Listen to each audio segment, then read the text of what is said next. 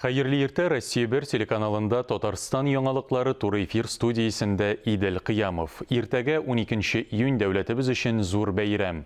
Бу көнне илебездәге 190-нан артык милләт вәкиле Россия көнен билгеләп уза. Шул уңайдан Рөстәм Миңнеханов Татарстан халкын Россия көне белән котлады. Сезне күп милләтле илебезнең иң әһәмиятле дәүләт бәйрәме Россия көне белән тәбрик итәм. Быел илебездә җәмгыятьнең һәм дәүләтнең үсешенә йогынты ясый торган мөһим вакыйга Дәүләт думасына депутатлар сайлау һәм бөтен Россия халык санын алу узачак. Сез аларда катнашырсыз дип ышанам. Сезгә нык сәламәтлек, күңел күтәренкелеге, хезмәттегездә уңышлар, бәхет, тынычлык, игелек һәм иминлек телим диелә Татарстан Республикасы президенты Рөстәм Миңнеханов котлавында. Казан халкы һәм кунаклары өчен Россия көненә бай бәйрәм программасы әзерләнде. Шәһәр халкын уеннар, флешмоблар, патриотик акцияләр, шулай ук Татарстанның иҗат коллективлары, республиканың халык артисты Айдар Галимов һәм Россия эстрадасы йолдызлары җырчы Максим һәм Андрей Державин катнашында зур концерт була. Бәйрәм кичке 10-да салют белән тәмамлана. Бәйрәмгә бәйле рәвештә Татарстан почтасы пенсия алучыларга график үзгәрүен искә төшерә. 12, 13 һәм 14 июнь көннәре ял булу сәбәпле пенсияне бүген үк алырга мөмкин. Татарстанда Саха, Якутия көннәре 13 июньдә тәмамлана. Әлеге чара ике республиканың инвестицион, инновацион һәм туристик потенциалын эшлекле һәм фәнни элемтәләрне үстерүгә юнәлдерелгән иде. Якутия көннәрендә республикалар арасында мөнәсәбәтләрне үстерүгә һәм тирәнәйтүгә юнәлдерелгән документлар имзаланды. Якутлар Татарстанга язучылык, театр, кино, сату алу эшләре, IT-проектлар, сәнгать, зәркәнчелек, спорт һәм башка өлкәләргә караган бик кызыклы проектлар алып килде. Татарстан президенты Рөстәм Миңнеханов Татар халык бәйрәме Сабан туе уңаеннан да республика халкына мөрәҗәгать итте. Хөрмәтле татарстанлылар, сезне халкыбызның иң яраткан милли бәйрәме Сабан туе уңаеннан чын йөрәктән тәбрик итәм. Бик күп гасырлар дәвамында ата-бабалардан калган гореф-гадәтләрнең, йолаларның кыйммәтен үз иткән һәркем ел саен кунакчыл Сабан туе мәйданында җыелып, күңел ача, ял итә. Чынлап та бу бәйрәм татар халкының мәдәни җәүһәре, үткәнебез, бүгенгебез һәм киләчәгебез арасында җанлы бәйләнеш диелә Татарстан президенты Рөстәм Миңнеханов котлавында. Татарстан президенты Россия мөселманнарының дини җыены җитәкчесе, Мәскәү шәһәре һәм Мәскәү мөфтияте үзәк төбәге мөселманнарының дини нәзарәте рәисе Әлбир Кырганов белән очрашты. Милләт-ара һәм конфессия-ара татулыкны ныгыту, ислам дине буенча белем бирүне үстерү өлкәсендә хезмәттәшлек, шулай ук 2022 елда Идел Болгарында ислам динен кабул итүнең 1100 еллыгын үткәрүгә әзерлек мәсьәләләре очрашуның төп темасы булды дип хәбәр итә республика җитәкчесенең матбугат хезмәте. Шулай ук Татарстан хөкүмәт йортында узган очрашуда президент аппараты җитәкчесе Әсгать Сәфәров һәм Татарстан мөфтие Камил хәзрәт Сәмигуллин катнашты. Бүген 6-нчы чакырылыш Татарстан Республикасы Дәүләт Советының 22-нче утырышы үткәрелә. Утырышның көн тәртибенә 41 проект кертелгән. Алар арасында шәхси корал әйләнеш өлкәсендә норматив хокукый җайга салуны катгыйландыру, салым кодексын беренче өлешенә үзгәрешләр кертү, халыкка адреслы социаль ярдәм күрсәтү һәм башка юнәлештәге проектлар бар. Көн тәртибендә шулай ук 2020 елгы Татарстан Республикасы бюджеты үтәлеше турындагы закон проекты да каралачак.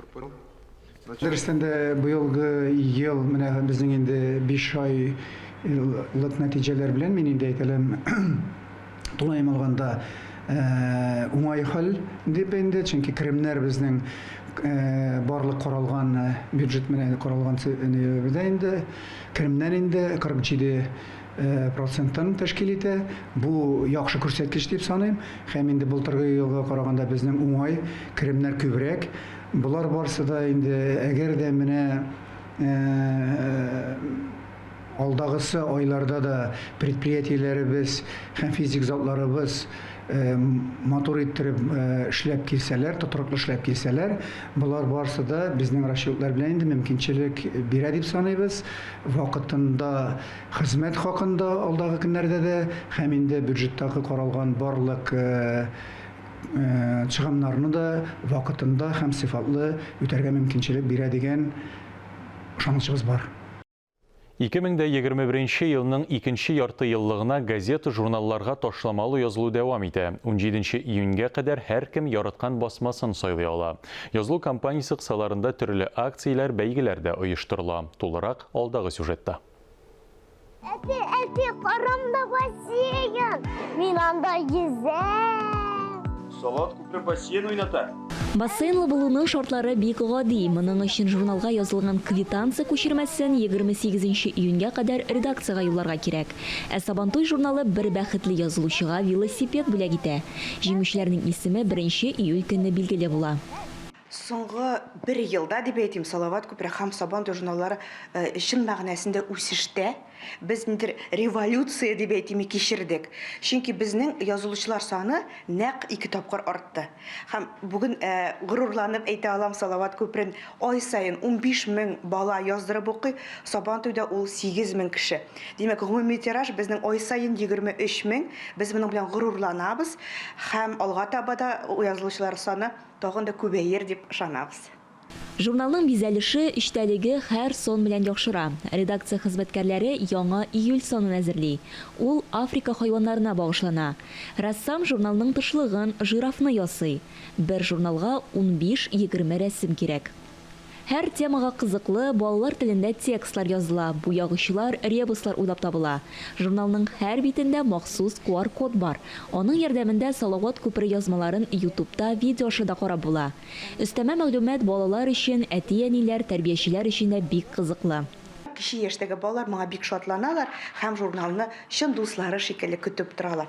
Ә инде урта биттәге наклейканы күргәч, тагын да сөенеч арта, чөнки бу наклейкалар белән әле файдалы, кызыклы итеп вакыт уздырып була. Аларны менә монда ябыштырып, бала һәр яктан үсеш ала, танып белү юнәлешендә беренче уңышларына ирешә. Инде матур әкиятләргә, шигырьләр турында әйтеп татырмыйм, алар безнең һәр журналыбызны бизәп тора. Татарстан Россия күләмендә басма матбугатка язылучы иң актив төбәк. Хәзерге вакытта Татмедиа ширкәте газета журналларының гомуми тиражы 250 меңнән артык. Киләсе яртыеллыкта да яхшы күрсәткечләр булыр дип көтелә. Бу декада безнең бик зур традициягә инде әверелде. Узак еллар буе без менә елына 2 тапкыр шундый махсус ара вакыт эчендә ташламалар нигезендә подписка алып барабыз. Бу 10 көн эчендә Татмедианың журналларына, гәҗитләренә 13% кадәр ташлама белән язылырга мөмкин. Әлбәттә, күпчелек кеше моны көтеп алалар бу вакыйганы. Безнең ярты подписка нигездә шушы вакыт эчендә ясала.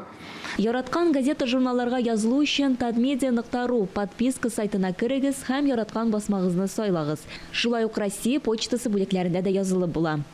Озилә Батырханова, Тохир Хәсәнов, Татарстан яңалыклары. Уникаль телесәяхәт 12 июнь Россия көнендә онлайн платформада Киң илем, туган илем дигән тәүлек буе эшли торган телевизион марафон узачак. Аны бөтен Россия дәүләт телерадиокомпаниясе холдингы үткәрә. Марафон илнең барлык төбәкләрен мәгълүмат киңлегендә берләштерәчәк.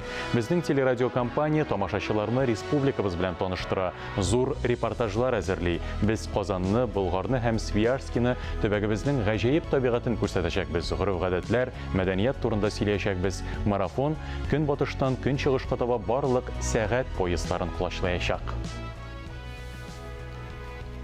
Әлеге сәгатькә шундый яңалыклар иде. Хөрмәтле телевизор караучылар, коронавирустан прививка ясатырга онытмагыз. Үзегезне һәм якыннарыгызны саклагыз. Әмин Идел Кыямов бүгенгә сезнең белән саубуллашам. Ял көннәре күңелле һәм файдалы үтсен.